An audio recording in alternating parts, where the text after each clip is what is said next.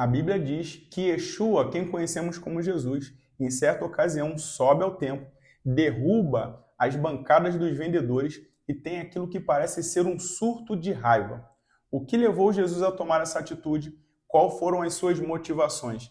Teria ele se excedido e perdido o seu equilíbrio emocional? Se você quer saber mais, fique conosco. Seja bem-vindo ao canal Sabedoria de Israel. Para que possamos entender o contexto dessa passagem bíblica, é necessário que venhamos abrir as nossas Bíblias no Evangelho de João, capítulo de número 2, versículo de número 13, que diz o seguinte: Estava próxima a Páscoa dos judeus, e Jesus subiu a Jerusalém, e achou no templo os que vendiam bois e ovelhas, e pombos, e os cambiadores assentados. E tendo feito um azorrague de cordéis, lançou todos fora do templo, bem como os bois e ovelhas, e espalhou o dinheiro dos cambiadores, derribou as mesas, e disse aos que vendiam pombos: Tirai daqui estes, e não façais da casa de meu pai casa de vendas. Muitos são aqueles que conjecturam uma série de linhas de pensamento acerca desses versículos. Alguns dizem que com isso Yeshua estava proibindo todo e qualquer tipo de comércio ou de vendas dentro do espaço religioso. Outros chegam a dizer que Jesus se excedeu, perdeu o equilíbrio ou a gestão emocional nesse momento. E até chegam a levantar a hipótese que Jesus havia pecado por ter permitido com que a ira tomasse conta do seu coração. Para que possamos entender melhor as suas motivações e baseado em que ele toma essa atitude, devemos ler novamente o versículo de número 13, que diz: Estava próxima a Páscoa, ou a festa de Pêssar. Bom, o que a festa de Páscoa tem a ver com esse surto de raiva aparentemente que Jesus teve? Para que possamos entender melhor, é necessário mergulharmos no versículo que traz a institucionalização dessa festa. Abra comigo agora a sua Bíblia no livro de Êxodo, capítulo de número 12. Versículo de número 3 diz o seguinte: Falai a toda a congregação de Israel, dizendo: Aos 10 deste mês, tome cada um para si um cordeiro, segundo as casas dos pais, um cordeiro para cada casa. E o versículo de número 6 diz o seguinte: E o guardareis até o 14º dia deste mês, e todo o ajuntamento da congregação de Israel o sacrificará à tarde. O versículo que nós lemos diz que durante a festa de Pêssar, no 10º dia do mês de Nissan, ou no mês de Abib, a família havia de pegar o cordeiro, levar para a sua casa e ficar convivendo com ele até o 14º dia. Ou seja, durante 4 dias era feita uma ligação emocional entre o animal e as pessoas. E no 14º dia esse animal era sacrificado. Ao contrário do que muitas pessoas imaginam, o animal não era sacrificado pelo sacerdote, e sim pelo pecador, pelo aquele que oferecia o animal.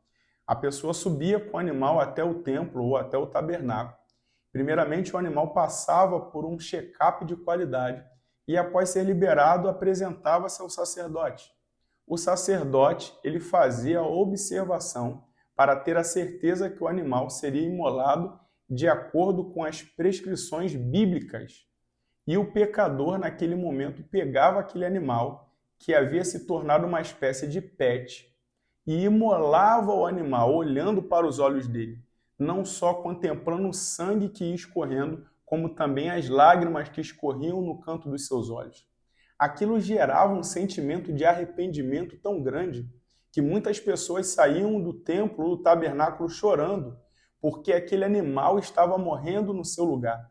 A vida justa do animal estava sendo derramada no lugar da vida do pecador.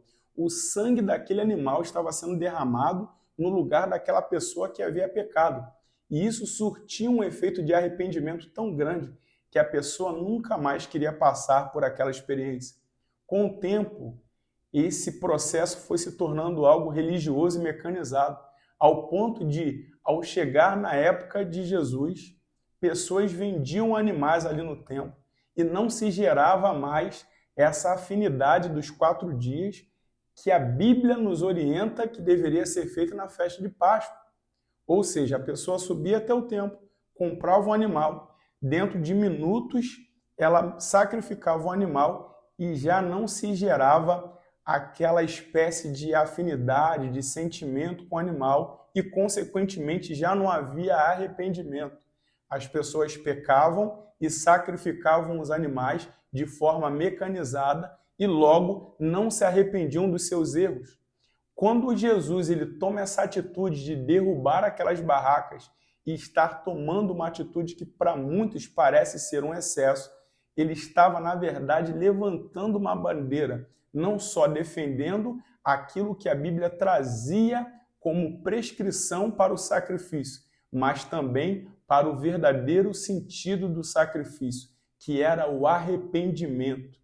A pessoa que sacrificava o animal, ela deveria se colocar no lugar do animal, ela deveria se arrepender de todo o seu coração pelos erros que ela havia cometido, para que não viesse mais a cometê-lo. Se esse conteúdo te foi útil, eu te peço que venha curtir esse vídeo, venha seguir, se inscrevendo no canal, ativar o sininho, para que mais pessoas possam estar assim tendo acesso a esse conteúdo.